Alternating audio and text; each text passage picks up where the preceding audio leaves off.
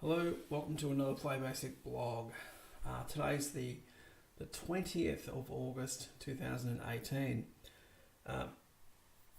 Let's just have a bit of a recap. So our current in-house build is build 43, and that has fixes for the debugger problems that were found in build 41, which was released to the public. The problems were quite simple to solve. There were just some pointers that were not looking where they should have been, and it were kind of last minute changes, as those two things tend to be. You know, classic sort of programming mistakes. Anyway, so what I actually wanted to talk about today is not about the 165 runtime, but actually about 165, the debugger. I would say that the 165, the runtime or the virtual machine at this point, is probably about 99%. The only parts that are missing from it are optimizations that were added in the last revisions of 164, and they've been left out for simplicity would be the best way of putting it, just to make sure that the runtime is working. And some of these optimizations are a bit out there. You don't notice them when you code, and then the reason why you don't notice them is that they have to be tracked. When it makes certain changes to the instruction set, it has to make sure that you're not doing something else with these materials. A good example of that is the type caching and array caching stuff that was implemented in 164, which at this point doesn't exist in 165 at all. So, which is kind of cool, because you've got the current benchmarks running in 165 at about anywhere between half a second and a second faster than they did in the previous version of it on that same test hardware. That's always the goal for me, is to try and make those basic test programs function a little bit faster and faster and faster.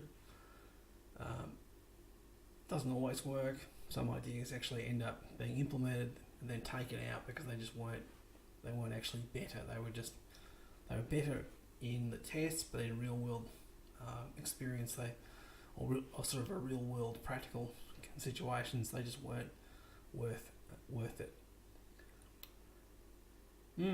Okay. Now, since I've been fixing the debugger the last few sessions, or trying to track down bits that were still broken, and the debugger and the runtime are connected.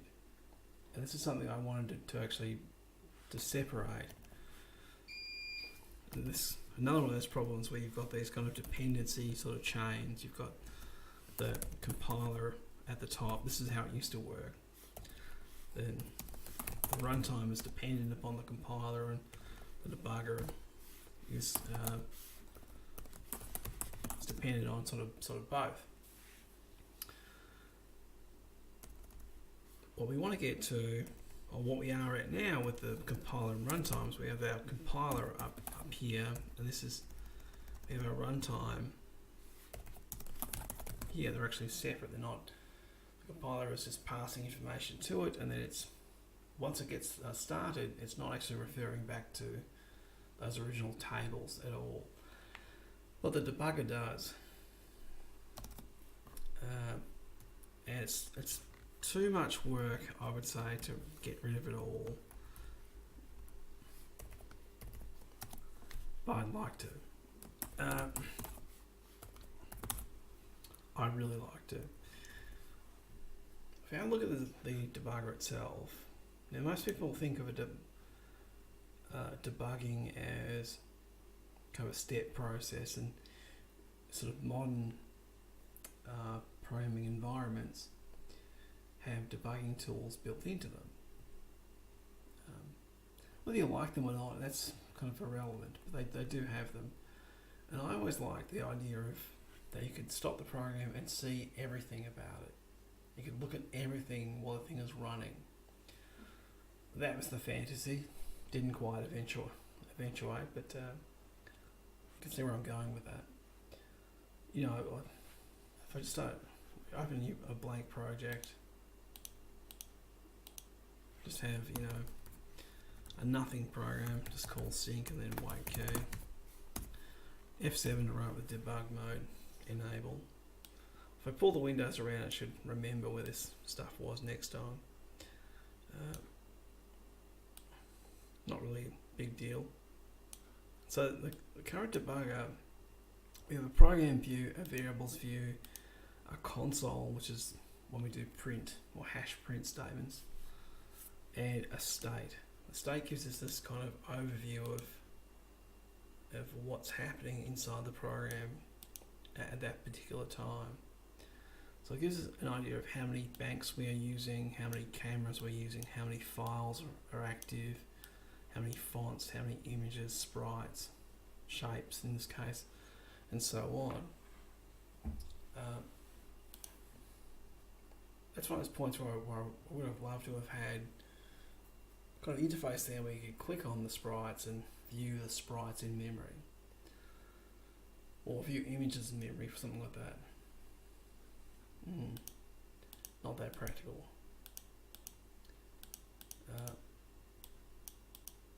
It's not practical in the long run, and the reason for that is at the moment the two windows, the two parts of the application are running as the same process, which is just gobbledygook for how Windows runs your applications. That's all. Ideally, what would be better is if the debugger was a separate program completely. If it wasn't actually part of the compiler at runtime program at all, and was made separate. When we do that, it actually means that anything that hooks back into and can view internal command sets, like these things here, for example, and the surface state stuff here, the font details, the current font, the pen details, the scene state, the runtime cache. Just for an example, it's not that it couldn't be done, is that the debugger couldn't call those functions directly from the command sets because it has no access to them. They would actually be a different process. So how it would work is the compiler would start up. It would then start the debugger once the compiler has finished its work and built your application ready to be executed, and then that job then gets passed on to we have to start the debugger as a secondary process. That would help the speed of debugging as well. Now if you try and actually run a loop, I'll just have a do loop here for example, it's not very useful.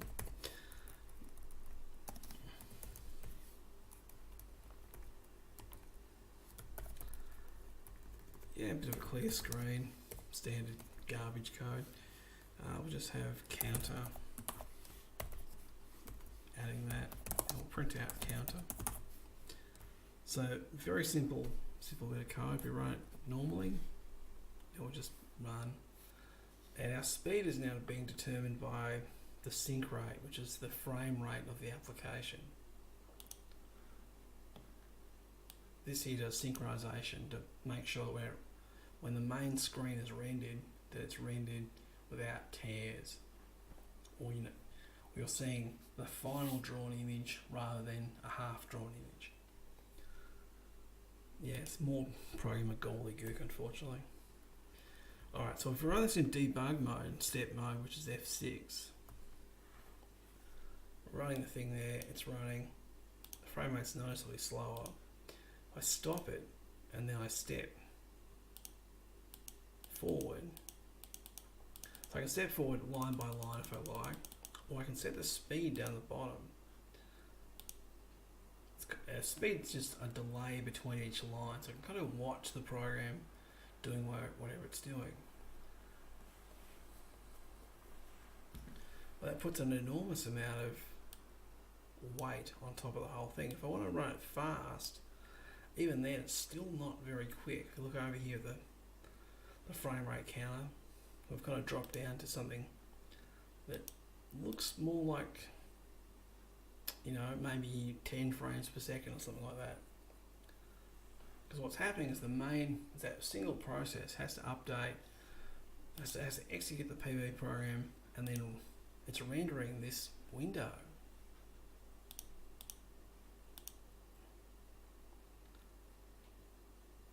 Right, so we're stepping through here, doing our variables. I can watch it tick over, back to program, hit stop. If we had like an array there, we could check the contents of the array, that sort of thing. So it's convenient to make it the way it is at the moment, but it has a debilitating problem, really. It's slowing the performance down of the whole thing in debug mode. If you need to debug big programs, that can actually be a problem, which is why the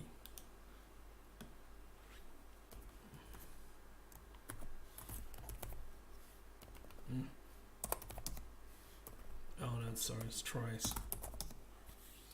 You can turn trace mode on or off. So if I turn trace mode off here, I try and run the program in trace. It have nothing to trace through, so it'll just get executed like normal. I've hit stop, we're halted. If I try and trace, it's showing me this point here, but it's running about the same speed. Got no refresh up in here at all, and that's because the way debugging is hooked into the program is that there's basically each line, between these lines, you can imagine there's a little, we'll call it a function. It's going I'd say it's called update debugger or something like that. You know, with like the line number.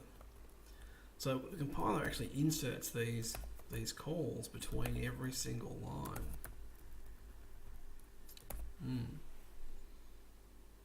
And that's where that extra overhead is coming from, of course.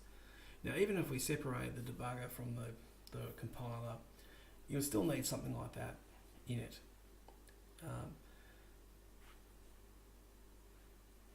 But the main process, or the runtime process, is not driving that window and not rendering that material all the time. So if you do need to step through large bits of code, you could.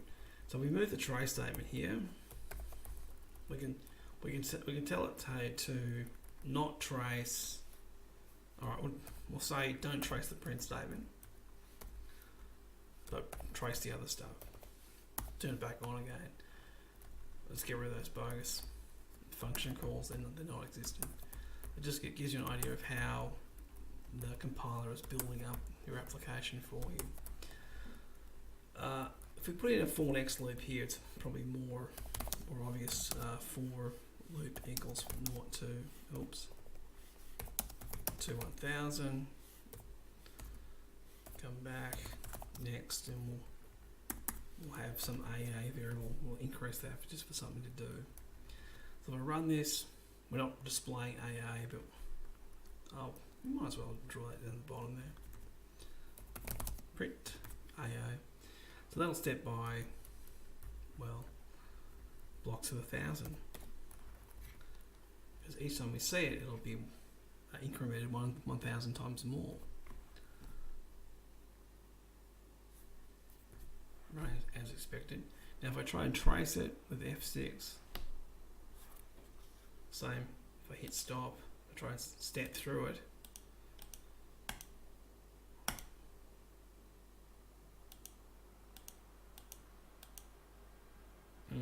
Okay, so the traces actually stop one line on the next instruction after it, which probably shouldn't do that.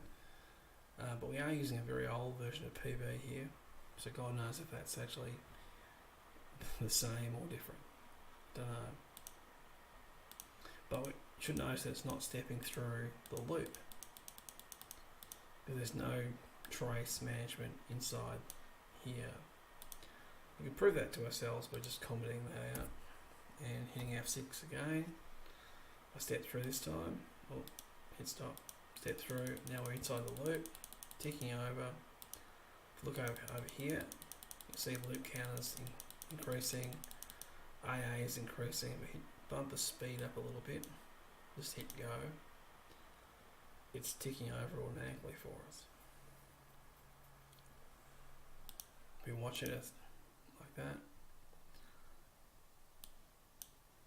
But my point is, if you had a program that actually had lots of loops on startup, and when you run it in debug mode, it's going to choke through that stuff to get going. For now, you can use the trace statements and turn those off at the start. Like for example, you might have all your loading code here, you know, load and setup code or whatever.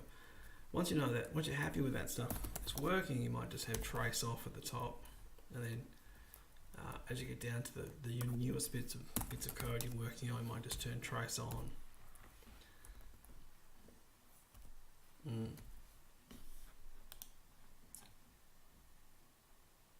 Getting a bit sidetracked there, aren't we?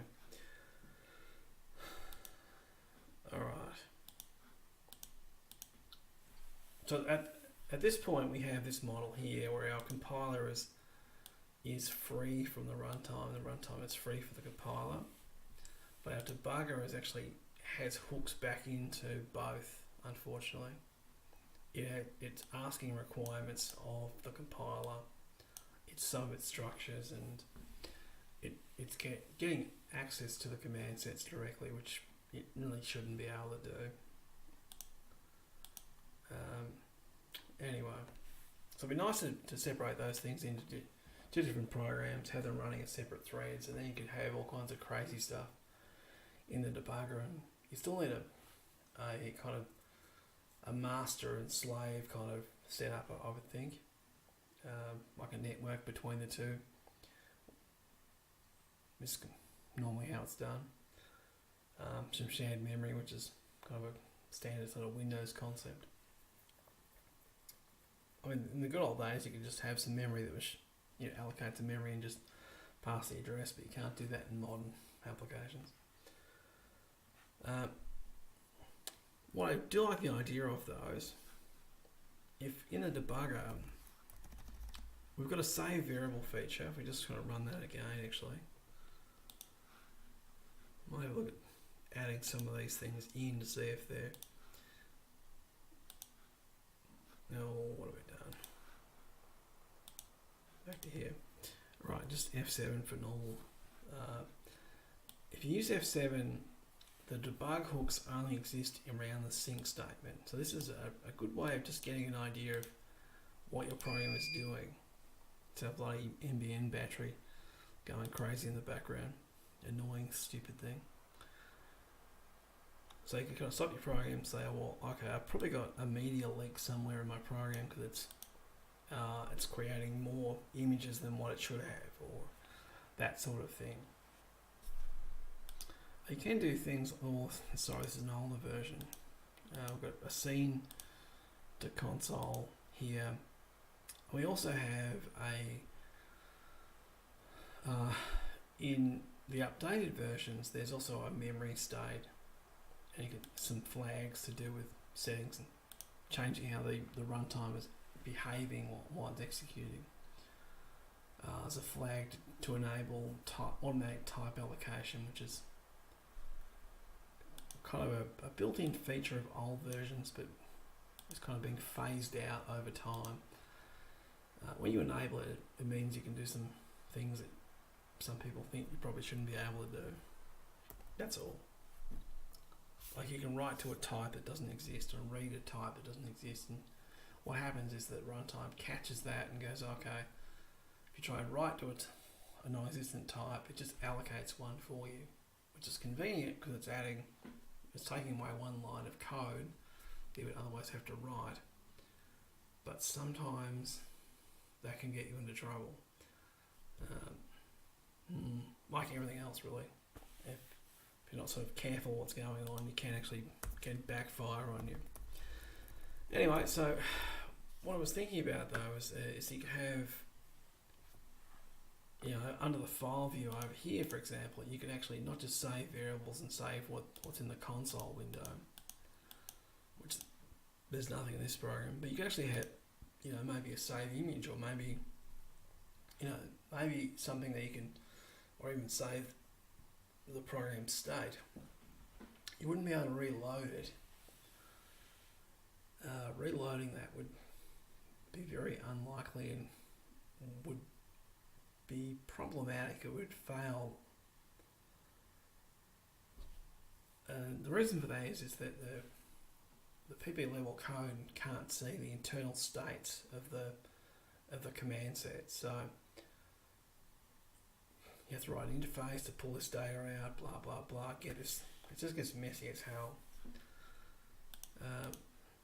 Even if we separate the runtime from the debugger and we gain some performance back, we can look at then doing a syntax highlighted version of the code, for example, and having a hover feature over the top, because at the moment it's not really going to work.